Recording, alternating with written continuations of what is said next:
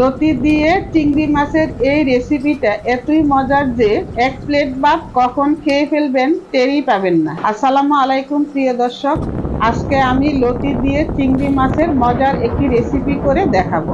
এখানে আমি 1 কেজি লতি কেটে ধুয়ে পরিষ্কার করে নিয়েছি, আর নিয়েছি 250 গ্রাম চিংড়ি মাছ।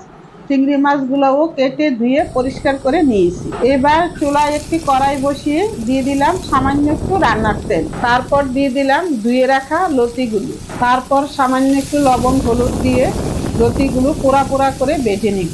লতিগুলো যখন পোড়া পোড়া করে ভাজা হয়ে যাবে উঠিয়ে এক সাইডে রেখে দিব।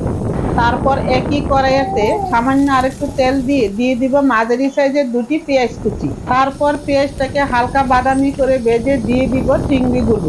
এবার চিংড়িগুলো কয়েক সেকেন্ড নাড়াচাড়া করে দিয়ে দিব 1.5 চা চামচ আদা রসুন বাটা। এবার সবকিছু 1 মিনিট ধরে নাড়াচাড়া করে ভেজে নিব।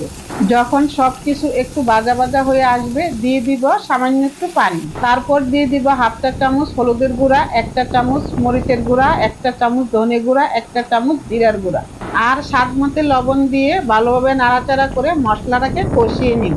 মশলাটা যখন ভালোভাবে কষানো হয়ে যাবে তখন দিয়ে দিব 1.5 কাপ পানি। তারপর সবকিছুকে ভালোভাবে নেড়ে মিশিয়ে নিব। এবার ঝুলের মধ্যে যখন ভালোভাবে বলক চলে আসবে দিয়ে দিব 4টি কাঁচামরিচ আর ভেজে রাখা লতিগুলো।